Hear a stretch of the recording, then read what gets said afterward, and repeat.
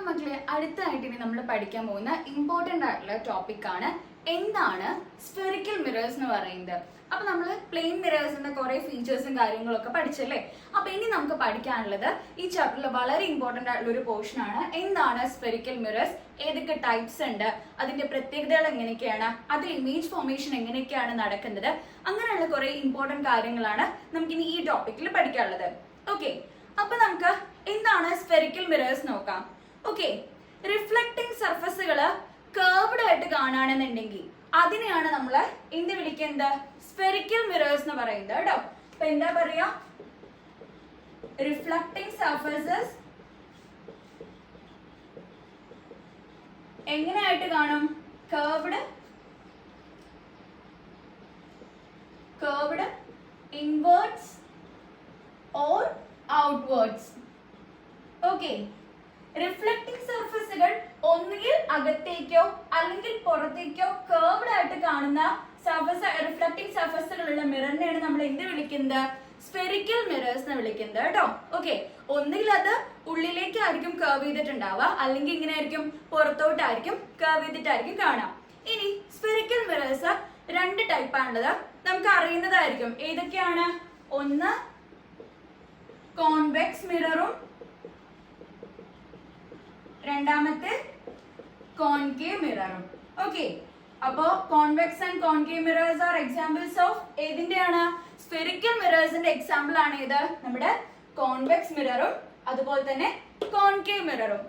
Okay, ഇനി ഇപ്പൊ ഞാനൊരു റിഫ്ലക്റ്റിംഗ് സർഫസ് വരയ്ക്കാൻ പോവാണ് കേട്ടോ.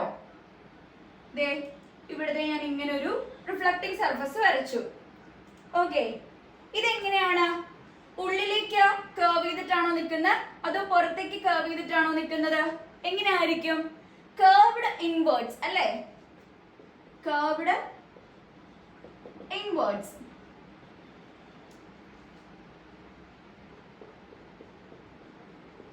ഉള്ളിലേക്ക് കർവ് ചെയ്താണ് ഇത് നിൽക്കുന്നത്. അപ്പോ ഈ ഉള്ളിലേക്ക് കർവ് ചെയ്ത് നിൽക്കുന്ന ഇതെന്ന് പറയുന്നത് ഇതാണ് കേട്ടോ റിഫ്ലക്റ്റിംഗ് സർഫസ്. ഓക്കെ, ഇതാണ് അതിന്റെ റിഫ്ലക്റ്റിംഗ് സർഫസ്.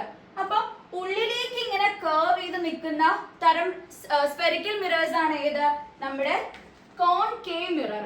ഓക്കെ, ഏതാണ്, കോൺകേവ് മിറർ, മറക്കരുതേ. അപ്പൊ ഉള്ളിലേക്ക് കർവ് ചെയ്ത് നിൽക്കുന്ന തരം സ്ഫെറിക്കൽ മിറർ ആണ് ഏത്, നമ്മുടെ കോൺകേവ് മിറർ എന്ന് പറയുന്നത്. അല്ലെങ്കിൽ നമുക്ക് അതിനെ മറ്റൊരു പേര് വിളിക്കാം, എന്താണ്, കൺവേർജിംഗ് മിറർ എന്നും പറയാം. ഓക്കെ, കൺവേർജിംഗ് മിറർ എന്നും പറയാം. ഓക്കെ, അപ്പൊ കോൺകേവ് മിറർ എന്ന് പറഞ്ഞാലും ശരിയാണ്, കൺവേർജിംഗ് മിറർ എന്ന് പറഞ്ഞാലും കറക്റ്റ് ആണ് കേട്ടോ മക്കളെ. ഓക്കെ, അപ്പൊ എങ്ങനെയായിരിക്കും, അത് ഉള്ളിലേക്ക് ഇങ്ങനെ കർവ് ചെയ്തിട്ടായിരിക്കും കാണാം. ഇനി അതേപോലെ സിമിലർ ആയിട്ട് ഇതേ വേറൊരു റിഫ്ലക്റ്റിംഗ് സർഫസ് ആണ് കേട്ടോ. ഓക്കെ, ഇതാണ് അതിന്റെ റിഫ്ലക്റ്റിംഗ് സർഫസ്. ഓക്കെ, ഇത് എങ്ങോട്ടാണ് കർവ് ചെയ്തിരിക്കുന്നത്, കർവ്ഡ് ഔട്ട്വേർഡ്സ് അല്ലെ, പുറത്തോട്ട് കർവ് ചെയ്തിട്ടാണ് കാണപ്പെടുന്നത്, കർവ്ഡ് ഔട്ട്വേർഡ്സ്. ഇങ്ങനെ പുറത്തേക്ക് കർവ് ചെയ്ത് നിൽക്കുന്ന സ്ഫെറിക്കൽ മിറേഴ്സ് ആണ് ഏത്, നമ്മുടെ കോൺവെക്സ് മിറേഴ്സ്. ഓക്കെ, അപ്പൊ അത് അങ്ങോട്ടും ഇങ്ങോട്ടും മാറി പോലെട്ടോ മക്കളെ. ഓക്കെ, ഉള്ളിലേക്ക് കർവ് ചെയ്ത് നിൽക്കുന്നത്, അതായത് ഇൻവേർഡ്സ് ആയിട്ട് കർവ് ചെയ്ത് നിൽക്കുന്നത് കോൺകേവ് മിററും ഔട്ട്വേർഡ് ആയിട്ട് കർവ് ചെയ്ത് നിൽക്കുന്നത് ഏതാണ്, കോൺവെക്സ് മിററും ആണ്. ഇനി കോൺവെക്സ് മിററിനെ നമ്മൾ മറ്റൊരു പേരും കൂടെ വിളിക്കും, എന്താണ്, ഡൈവേർജിംഗ് മിറർ എന്നും കൂടെ പറയൂ കേട്ടോ. എന്താണ്, it is also called diverging mirror. Is it clear? Okay, അപ്പോ റിഫ്ലക്റ്റിംഗ് സർഫസസ് ഇൻവേർഡ്സ് ആയിട്ട് കർവ് ചെയ്ത് കാണുകയാണെങ്കിൽ അത് കോൺകേവ് മിറർ ആയിരിക്കും, അതിനെ കൺവേർജിംഗ് മിറർ എന്നും പറയും. ഇനി റിഫ്ലക്റ്റിംഗ് സർഫസ് ഔട്ട്വേർഡ്സ് ആയിട്ടാണ് കർവ് ചെയ്ത് നിൽക്കുന്നത് എന്നുണ്ടെങ്കിൽ എന്താണ് പറയാ, അതാണ് convex mirror and it is also known as diverging mirror. Okay, അപ്പൊ അതാണ് സ്ഫെറിക്കൽ മിറേഴ്സിന്റെ രണ്ട് ടൈപ്പ്, കോൺവെക്സ് മിററും കോൺകേവ് മിററും. ക്ലിയർ അല്ലേ മക്കളെ? ഇനി നമ്മൾ പഠിക്കാൻ പോകുന്നത് ഇതിന്റെ ഓരോന്നിന്റെയും ഫീച്ചേഴ്സും കാര്യങ്ങളൊക്കെയാണ് കേട്ടോ, ഡീറ്റെയിൽ ആയിട്ട് നമ്മൾ പഠിക്കാൻ പോകുന്നത്. അപ്പൊ മക്കളെ ഇനി നമുക്ക് പഠിക്കാനുള്ളത് സ്ഫെറിക്കൽ മിറേഴ്സുമായിട്ട് റിലേറ്റ് ചെയ്ത് നിൽക്കുന്ന കുറച്ച് ബേസിക് ടേംസ്. അത് വളരെ ഇമ്പോർട്ടന്റ് ആണ്. കാരണം എന്താണെന്ന് വെച്ചാൽ ഇതുമായിട്ട് റിലേറ്റ് ചെയ്തിട്ട് നമുക്ക് പ്രോബ്ലമാറ്റിക് ആയിട്ട് കുറച്ച് ക്വസ്റ്റ്യൻസ് വരാറുണ്ട് ഈ ഭാഗത്ത് നിന്ന്. അപ്പോൾ അത് അറിയണം എന്നുണ്ടെങ്കിൽ നമുക്ക് ഈ പറയുന്ന ബേസിക് ടേംസിനെ പറ്റിയിട്ട് ഒരു ബെറ്റർ ഐഡിയ നമുക്ക് ഉണ്ടായിരിക്കണം. അപ്പൊ നമ്മൾ ഇപ്പൊ ഡിസ്കസ് ചെയ്യാൻ പോകുന്നത് സ്ഫെറിക്കൽ മിറേഴ്സുമായിട്ട് അസോസിയേറ്റ് ചെയ്ത് നിൽക്കുന്ന കുറച്ച് ബേസിക് ടേംസ് ആണ് നമുക്ക് പഠിക്കേണ്ടത്. അതിനാദ്യം മിസ് ഇവിടെ ഒരു ഡയഗ്രാം വരച്ചിട്ടുണ്ട്, ഇത് നോക്കാം. ഓക്കെ, ഇവിടെ ഞാൻ എടുത്തിരിക്കുന്നത് ഇപ്പോ കോൺകേവ് മിറർ ആണ് കേട്ടോ. ഓക്കെ, കോൺകേവ് മിറർ ആണ് എടുത്തിട്ടുള്ളത്. അപ്പൊ ഇവിടെ നോക്കുകയാണെങ്കിൽ കുറച്ച് കാര്യങ്ങൾ എഴുതിയിട്ടുള്ളത് കാണാൻ പറ്റും അല്ലേ? കുറച്ച് പോയിന്റ്സ് ഉണ്ട്, എന്തൊക്കെയോ മിസ് ഇങ്ങനെ എഴുതിയിട്ടുണ്ട്. അപ്പൊ ഇതിൽ ഓരോന്നും എന്താണെന്ന് നമുക്ക് ഡീറ്റെയിൽ ആയിട്ട് പഠിക്കാം. Okay, so first we are going to discuss about principal axis. എന്താണ് പ്രിൻസിപ്പൽ ആക്സസ് എന്ന് പറഞ്ഞു കഴിഞ്ഞാൽ, പ്രിൻസിപ്പൽ ആക്സസ് എന്താണെന്ന് മനസ്സിലായോ മക്കളെ? ഇതിലേക്ക് ഡയഗ്രത്തിലേക്ക് നോക്കണം കേട്ടോ, എന്നാലും നിങ്ങൾക്ക് കൃത്യമായിട്ട് മനസ്സിലാവുള്ളൂ. ഈ ഡയഗ്രം നിങ്ങൾക്ക് കൃത്യമായിട്ട് ഒരു ഐഡിയ നിങ്ങളുടെ ഉള്ളിൽ ഉണ്ടെങ്കിൽ നിങ്ങൾക്ക് ഈസി ആയിട്ട് ഈ ബേസിക് ടേംസ് മനസ്സിലാക്കാൻ പറ്റും. അപ്പൊ കൃത്യമായിട്ട് ഡയഗ്രാം ശ്രദ്ധിക്കുക. അപ്പൊ അതിലെവിടെയാണ് ഇതാണ് പ്രിൻസിപ്പൽ ആക്സസ് എന്ന് പറയുന്നത്. എന്താണ് ഇവിടെ പറഞ്ഞിരിക്കുന്നത്? Line joining pole and centre of curvature. Okay, P and C മിസ്സോട് ചുരുക്കി എഴുതിയിരിക്കുകയാണ്. പി എന്ന് പറഞ്ഞാൽ എന്താണ്? അത് പോൾ ആണ്. സി എന്ന് പറയുന്നത് സെന്റർ ഓഫ് കർവേച്ചർ ആണ്. അത് എന്താന്നുള്ളത് നമ്മളിനി പഠിക്കും കേട്ടോ. അപ്പോ പോൾ ഇതാണ്, ഈ പോയിന്റ് കണ്ടില്ലേ, ഇതാണ് പോൾ എന്ന് പറയുന്നത്. നമ്മുടെ സി ഇതാണ് സെന്റർ ഓഫ് കർവേച്ചർ എന്ന് പറയുന്നത്. അപ്പോ ഈ പിനെയും സിനെയും തമ്മിൽ ജോയിൻ ചെയ്യിപ്പിക്കുന്ന ആ ലൈനിനെയാണ് നമ്മൾ എന്ത് പറയുന്നത്? പ്രിൻസിപ്പൽ ആക്സിസ് എന്ന് പറയുന്നത് കേട്ടോ. Line joining pole and centre of curvature, അതിനെയാണ് നമ്മൾ എന്ത് വിളിക്കുക മക്കളെ? പ്രിൻസിപ്പൽ ആക്സിസ് എന്ന് പറയുന്നത്. ഓക്കെ, അപ്പൊ ഫസ്റ്റ് ടേം ക്ലിയർ അല്ലേ? എന്താണ് പ്രിൻസിപ്പൽ ആക്സിസ് എന്ന് പറയുന്നത്? നമ്മുടെ പോളിനെയും സെന്റർ ഓഫ് കർവേച്ചറിനെയും പരസ്പരം ബന്ധിപ്പിക്കുന്ന ലൈനിനെയാണ് നമ്മൾ എന്ത് വിളിക്കുന്നത്? പ്രിൻസിപ്പൽ ആക്സിസ് എന്ന് പറയുന്നത്. ഓക്കെ, ഇനി അടുത്ത ടേം നോക്കാം. എന്താണ് പോൾ എന്ന് പറയുന്നത്? ഇതാ ഈ പോയിന്റ് കണ്ടില്ലേ, ഇതാണ് നമ്മുടെ പോൾ. നമ്മുടെ സ്ഫെറിക്കൽ മിററിലെ സെന്റർ പോയിന്റിനെയാണ് നമ്മൾ എന്ത് വിളിക്കുന്നത്? പോൾ എന്ന് പറയുന്നത് കേട്ടോ. നമ്മുടെ സ്ഫെറിക്കൽ മിററിന്റെ അത് കോൺകേവ് ആവാം, കോൺവെക്സും ആവാം. മിസ് ഇവിടെ കോൺകേവ് വരച്ചു എന്നേ ഉള്ളൂ. ഇതിന്റെ നേരെ അപ്പുറം ഭാഗമായിരിക്കും എന്ത് വരാം? കോൺവെക്സ് ആണെങ്കിൽ വരാം. കാരണം ഇത് ഇൻവേർഡ് ആണെങ്കിൽ മറ്റേത് ഔട്ട്വേർഡ് ആണല്ലോ. അപ്പൊ മറ്റേത് ആ സൈഡ് ആയിരിക്കും വരയ്ക്കാം. ബാക്കിയുള്ളതെല്ലാം സെയിം ആണ് കേട്ടോ, ഒരു മാറ്റവും ഇല്ല. വരയ്ക്കുന്നത് മാത്രമേ ഡിഫറൻസ് ഉണ്ടായിരിക്കുള്ളൂ. ഓക്കെ, അപ്പൊ നമ്മൾ എന്താ പറഞ്ഞ എന്താണ് പോൾ എന്ന്? പോൾ എന്താണ്? നമ്മുടെ സ്ഫെറിക്കൽ മിററിൽ കാണുന്ന ഈ സെന്റർ ഭാഗത്തിനെയാണ് നമ്മൾ എന്ത് വിളിക്കുന്നത്? പോൾ എന്ന് പറയുന്നത്. അപ്പൊ പ്രിൻസിപ്പൽ ആക്സിസ് പഠിച്ചു, പോളും പഠിച്ചു. Okay, centre of spherical mirror അതിനെ നമ്മൾ ഡിനോട്ട് ചെയ്യുന്നത് ക്യാപിറ്റൽ ലെറ്റർ പി വെച്ചിട്ടാണ് കേട്ടോ. അപ്പൊ മറക്കല്ലേ മക്കളെ? ഓക്കെ, ഇനി നെക്സ്റ്റ് നമ്മൾ നോക്കുന്നത് അപ്പേർച്ചർ. എന്താണ് അപ്പേർച്ചർ എന്ന് പറഞ്ഞു കഴിഞ്ഞാൽ? ഒരു സ്ഫെറിക്കൽ മിററിന്റെ എഫക്റ്റീവ് ഡയമീറ്റർ അല്ലെങ്കിൽ അതിന്റെ വിഡ്ത്തിനെ, അതിനെയാണ് നമ്മൾ എന്ത് പറയുന്നത്? അപ്പേർച്ചർ എന്ന് പറയുന്നത്. ഓക്കെ, ഒരു സ്ഫെറിക്കൽ മിററിന്റെ എഫക്റ്റീവ് ഡയമീറ്റർ അല്ലെങ്കിൽ വിഡ്ത്തിനെയാണ് നമ്മൾ എന്ത് വിളിക്കുക? അപ്പേർച്ചർ എന്ന് പറയുന്നത്. ഓക്കെ അല്ലേ? ഇനി അടുത്തൊരു ഇമ്പോർട്ടന്റ് ആയിട്ടുള്ള ടേം ആണ് centre of curvature. Centre of curvature വളരെ ഇമ്പോർട്ടന്റ് ആണ് മക്കളെ. ഇത് എന്താണ് സെന്റർ ഓഫ് കർവേച്ചർ എന്ന് നമുക്ക് നോക്കാം. Centre of the hollow glass sphere. Okay, ഈ ഗ്ലാസ് സ്ഫിയറിന്റെ സെന്ററിനെയാണ് നമ്മൾ എന്ത് വിളിക്കുന്നത്? സെന്റർ ഓഫ് കർവേച്ചർ എന്ന് വിളിക്കുന്നത് കേട്ടോ. ഓക്കെ, സ്ഫെറിക്കൽ മിററിന്റെ ഭാഗമായിട്ടുള്ള ആ ഹോളോ ഗ്ലാസ് സ്ഫിയറിന്റെ സെന്റർ പോയിന്റിനെയാണ് നമ്മൾ എന്ത് വിളിക്കുന്നത്? Centre of curvature.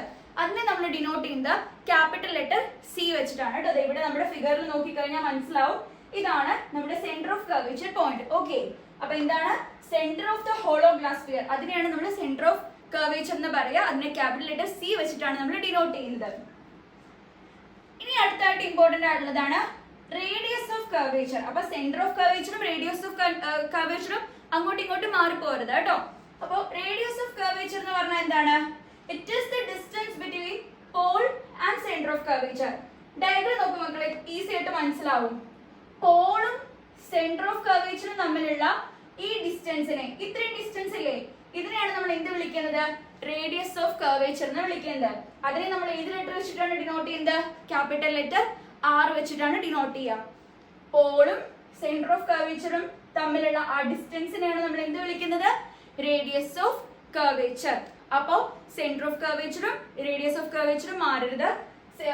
Centre of curvature എന്ന് പറഞ്ഞു കഴിഞ്ഞാൽ ഈ ഹോളോ ഗ്ലാസ് സ്ഫിയറിന്റെ സെന്ററിനെയാണ് നമ്മൾ എന്ത് വിളിക്കുന്നത്? സെന്റർ ഓഫ് കർവേച്ചർ എന്ന് പറയുന്നത്. റേഡിയസ് ഓഫ് കർവേച്ചർ ആണെങ്കിൽ പോളും സെന്റർ ഓഫ് കർവേച്ചറും തമ്മിലുള്ള ഡിസ്റ്റൻസിനെയാണ് റേഡിയസ് ഓഫ് കർവേച്ചർ എന്ന് പറയുന്നത്. അതിനെ ക്യാപിറ്റൽ ലെറ്റർ R വെച്ചിട്ടാണ് നമ്മൾ ഡിനോട്ട് ചെയ്യുക. ക്ലിയർ അല്ലേ? ഇനി അടുത്തൊരു പോയിന്റ് ആണ് ഫോക്കസ്. എന്താണ് ഫോക്കസ് പോയിന്റ് എന്ന് പറഞ്ഞു കഴിഞ്ഞാൽ എവിടെയാണ് നമ്മുടെ ഫോക്കസ് ഇരിക്കുന്നത്? ഇവിടെ. എന്താ മക്കളെ ഫോക്കസ് എന്ന് പറഞ്ഞു കഴിഞ്ഞാൽ? ഫോക്കസ് എന്താ പറയുന്നത്? Point on principal axis where all parallel rays meet after reflection. Meet അല്ലെങ്കിൽ അപ്പിയർ ടു മീറ്റ് എന്ന് ആവാം കേട്ടോ. എന്താണ് point on principal axis where all parallel rays meet after reflection. Okay, അപ്പൊ നമുക്കറിയാം എന്താണ് ഒരു ലൈറ്റർ ഇങ്ങനെ പാസ് ചെയ്ത് പോയി കഴിഞ്ഞാൽ അത് റിഫ്ലക്ട് ചെയ്യുന്ന അറിയാം അല്ലെ? അപ്പൊ റിഫ്ലക്ട് ചെയ്യുമ്പോ അത് എവിടെ മീറ്റ് ചെയ്യും? എല്ലാ പാരലൽ റേസും റിഫ്ലക്ഷന് ശേഷം ഏത് കൂടെ കടന്നു പോവാ? ഈ ഫോക്കസ് പോയിന്റ് കൂടെ ആയിരിക്കും കടന്നു പോവുണ്ടാവുക കേട്ടോ. ഇതാ ഇത് കൂടെ ഇങ്ങനെ ഒരു റേ പോവാണ്, അത് റിഫ്ലക്ട് ചെയ്തിട്ട് ഏത് കൂടെ ആയിരിക്കും കടന്നു പോവാ? ഇങ്ങനെ എഫിൽ കൂടെ, ഈ ഫോക്കസ് പോയിന്റ് കൂടെ ആയിരിക്കും കടന്നു പോവാ. ഓക്കെ, അപ്പൊ ആ പോയിന്റിനെയാണ് നമ്മൾ എന്ത് വിളിക്കുന്നത്? ഫോക്കസ് പോയിന്റ് എന്ന് വിളിക്കുന്നത്. അതിനെ നമ്മൾ ഡിനോട്ട് ചെയ്യുന്നത് ക്യാപിറ്റൽ ലെറ്റർ F വെച്ചിട്ടാണ്. ഓക്കെ അല്ലേ മക്കളെ? അപ്പൊ ഏതൊരു ലൈറ്റ് റേ പാസ് ചെയ്താലും അത് റിഫ്ലക്ട് ചെയ്യുമ്പോൾ ഈ ഫോക്കസ് പോയിന്റ് കൂടെ ആയിരിക്കും കടന്നു പോവാ. ഓക്കെ, ഇനി ലാസ്റ്റ് ആൻഡ് ഫൈനൽ ആയിട്ട് നമുക്ക് പഠിക്കാനുള്ള ടേം ആണ് എന്താണ് ഫോക്കൽ ലെങ്ത് എന്ന് പറയുന്നത്. ഓക്കെ, എന്താ മക്കളെ ഫോക്കൽ ലെങ്ത് വരാ? Length between pole and focus. Okay, ഇവിടെ പിക്ചർ നോക്കി ഈസി ആയിട്ട് മനസ്സിലാവും. പോളും ഫോക്കസും തമ്മിലുള്ള ഈ ഡിസ്റ്റൻസിനെ, ഇതിനെയാണ് ഫോക്കൽ ലെങ്ത് എന്ന് പറയുന്നത്. ഏതാണ്? പോളും നമ്മുടെ ഫോക്കസ് പോയിന്റ് ഇല്ലേ, പോളും ഫോക്കസ് പോയിന്റും തമ്മിലുള്ള ഈ ഒരു ഡിസ്റ്റൻസിനാണ് നമ്മൾ എന്ത് പറയുന്നത്? ഫോക്കൽ ലെങ്ത് എന്ന് പറയുന്നത്. ആൻഡ് അതിനെ നമ്മൾ ഡിനോട്ട് ചെയ്യുന്നത് സ്മോൾ ലെറ്റർ F വെച്ചിട്ടാണ്. ഫോക്കസിനെ നമ്മൾ ക്യാപിറ്റൽ ലെറ്റർ F ആയിരുന്നു, ഫോക്കൽ ലെങ്ത് ഏത് വെച്ചിട്ടാണ് ഡിനോട്ട് ചെയ്യുന്നത്? സ്മോൾ ലെറ്റർ F വെച്ചിട്ടാണ് കേട്ടോ. അപ്പോ ഇത്രയാണ് നമ്മുടെ സ്ഫെറിക്കൽ മിറേഴ്സ് ആയിട്ട് അസോസിയേറ്റ് ചെയ്തിരിക്കുന്ന ബേസിക് ടേംസ് എന്ന് പറയുന്നത്. ഓക്കെ, ക്ലിയർ അല്ലേ? ഇനി നമുക്ക് ഈ പറയുന്ന ഫോക്കൽ ലെങ്തും അതുപോലെ തന്നെ റേഡിയസ് ഓഫ് കർവേച്ചറും തമ്മിൽ പറയുന്ന ഒരു റിലേഷൻഷിപ്പ് ഉണ്ട് കേട്ടോ.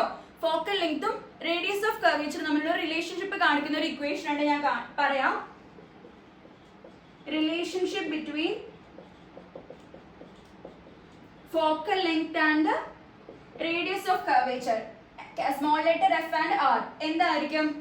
Small letter F is equal to R/2.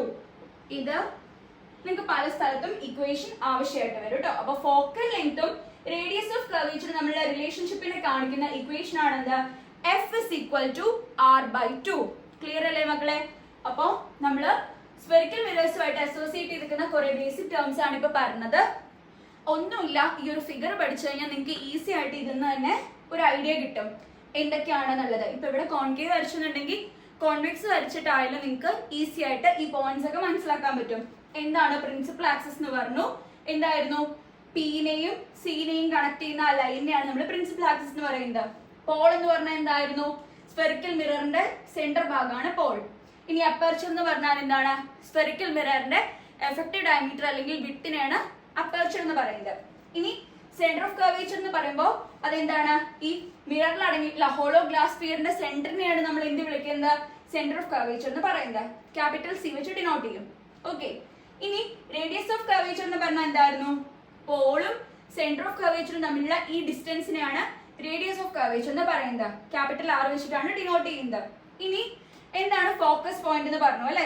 നമ്മൾ ഏതൊരു ലൈറ്റ് റേ പാസ് ചെയ്ത് പോവാണെങ്കിലും ഏതൊരു പാരലൽ റേ പോവാണെങ്കിലും അത് റിഫ്ലക്ട് ചെയ്ത് കഴിഞ്ഞാൽ ഏതിൽ കൂടെ ആയിരിക്കും കടന്നു പോവാ?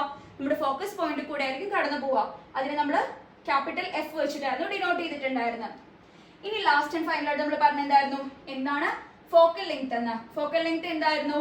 ഈ പോളും ഫോക്കസും തമ്മിലുള്ള ഈ ഡിസ്റ്റൻസിനെയാണ് നമ്മൾ എന്ത് പറയുന്നത്? ഫോക്കൽ ലെങ്ത് എന്ന് പറയുന്നത്. അതിനെ നമ്മൾ സ്മോൾ ലെറ്റർ F വെച്ചിട്ടാണ് ഡിനോട്ട് ചെയ്തിട്ടുണ്ടായിരുന്നത്.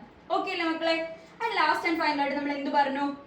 ഫോക്കൽ ലെങ്തും റേഡിയസ് ഓഫ് കർവേച്ചറും തമ്മിലുള്ള ഒരു ഇക്വേഷൻ ആണ് അല്ലെങ്കിൽ ഒരു റിലേഷൻഷിപ്പിനെ നമ്മൾ കാണിക്കുന്നതാണ് പറഞ്ഞത്. എന്താണ്? Small letter F is equal to R/2. ഇത് നമുക്ക് പല സ്ഥലത്തും ഇക്വേഷൻസ് ആവശ്യമായിട്ട് വരും. ഈ ബേസിക് ടേംസ് എന്തിനാണ് ഇവിടെ പഠിപ്പിച്ചതെന്ന് വെച്ച് കഴിഞ്ഞാൽ ഇനി അടുത്ത് വരുന്ന ടോപ്പിക്സിലൊക്കെ നമുക്ക് ഇത് ആവശ്യമുണ്ട്. ഇമേജ് ഫോർമേഷൻ ഒക്കെ പഠിക്കും സ്ഫെറിക്കൽ മിറേഴ്സിൽ. അപ്പോൾ ഒബ്ജക്റ്റ് നമ്മൾ ഈ പറയുന്ന ഏതെങ്കിലുമൊക്കെ പോയിന്റിൽ നമ്മൾ പ്ലേസ് ചെയ്ത് കഴിഞ്ഞാൽ അവിടെ നടക്കുന്ന ഇമേജ് ഫോർമേഷൻ പലതരത്തിലായിരിക്കും. അപ്പോൾ ആ ഇമേജ് ഫോർമേഷൻ നടക്കുന്ന എങ്ങനെയാണെന്ന് അറിയണമെന്നുണ്ടെങ്കിൽ ആദ്യം നമുക്ക് ഈ ബേസിക് ടേംസിനെ പറ്റിയിട്ട് ഒരു ഐഡിയ വേണം. അപ്പൊ അതിനാണ് മിസ് മക്കൾ ഈ ടേംസ് പഠിപ്പിച്ചത്. ക്ലിയർ അല്ലേ? വേറെ ഡൗട്ട്സ് ഒന്നും ഇല്ലല്ലോ? അപ്പോൾ ഇത് വളരെ ഇമ്പോർട്ടന്റ് ആണ്, ഇതെന്തായാലും പഠിച്ചിരിക്കണം. ഓക്കെ, അപ്പൊ മക്കളെ ഇനി നമ്മൾ പഠിക്കാൻ പോകുന്നത് നമ്മൾ സ്ഫെറിക്കൽ മിറേഴ്സിന്റെ റേ ഡയഗ്രാം വരയ്ക്കുന്ന സമയത്ത് നമ്മൾ പാലിക്കേണ്ട കുറച്ച് റൂൾസ് ഉണ്ട്. അപ്പൊ ആ റൂൾസ് പ്രകാരം മാത്രമേ നമ്മൾ എന്ത് വരയ്ക്കാൻ പാടുള്ളൂ? Ray diagrams. അതായത് ലൈറ്റ് പാസ് ചെയ്തിട്ട് അത് എങ്ങനെ റിഫ്ലക്ട് ചെയ്യുന്നു അങ്ങനത്തെ കാര്യങ്ങളൊക്കെ അറിയാൻ വേണ്ടിയിട്ട് നമുക്ക് കുറച്ച് റൂൾസ് ഉണ്ട്. അപ്പൊ അത് എന്തൊക്കെയാന്ന് നമുക്ക് 1 by 1 ആയിട്ട് നോക്കാം കേട്ടോ. ഓക്കെ, അപ്പൊ ഫസ്റ്റ് റൂൾ എന്താ പറയുന്നത്? A ray of light parallel to principal axis always pass through focus or vice versa. Okay, ഒന്നുകൂടി മിസ് വായിക്കാം. A ray of light parallel to principal axis always pass through focus or vice versa. എന്താണ് പറയുന്നത്? ഒരു light ray principal ആക്സിസിനോട് parallel ആയിട്ടാണ് അത് പോകുന്നത് എന്നുണ്ടെങ്കിൽ അതെങ്ങനെയായിരിക്കും വരിക? ദാ ഇപ്പൊ ഇത് പ്രിൻസിപ്പൽ ആക്സിസിനോട് പാരലൽ ആയിട്ട് പോകുന്ന ഒരു റേ ആണ്. അത് ഏതിൽ കൂടെ ആയിരിക്കും കടന്നു പോവാ? Always pass through focus. അത് എപ്പോഴും ഫോക്കസിലൂടെ ആയിരിക്കും കടന്നു പോവാ. ഓക്കെ, ക്ലിയർ അല്ലേ മക്കളെ? അപ്പോ ഫോക്കസ് കൂടെ ആയിരിക്കും കടന്നു പോവാന്നാണ് പറയുന്നത്. അപ്പോ ഒരു ലൈറ്റ് റേ പ്രിൻസിപ്പൽ ആക്സിസിനോട് പാരലൽ ആയിട്ടാണ് കടന്നു പോകുന്നതെന്നുണ്ടെങ്കിൽ അത് എപ്പോഴും ഫോക്കസ് പോയിന്റ് കൂടെ ആയിരിക്കും കടന്നു പോവാ. ഫോക്കസ് പോയിന്റ് കൂടെ റിഫ്ലക്ഷന് ശേഷം റിഫ്ലക്ട് ചെയ്തിട്ട് കടന്നു പോകുന്നതാണ് പറയുന്നത്. ഓർ വൈസ് വേഴ്സ എന്ന് പറയുന്നുണ്ട്. അതെന്താണ് വൈസ് വേഴ്സ എന്ന് പറയുന്നത്? ഇപ്പോ ഒരു റേ ഓഫ് ലൈറ്റ് ഫോക്കസ് കൂടെയാണ് കടന്നു പോകുന്നതെന്നുണ്ടെങ്കിൽ അത് എന്തിനോട് പാരലൽ ആയിരിക്കും? പ്രിൻസിപ്പൽ ആക്സിസിനോട് പാരലൽ ആയിരിക്കും. ഇതല്ലേ നമ്മുടെ പ്രിൻസിപ്പൽ ആക്സിസ് എന്ന് പറയുന്നത്.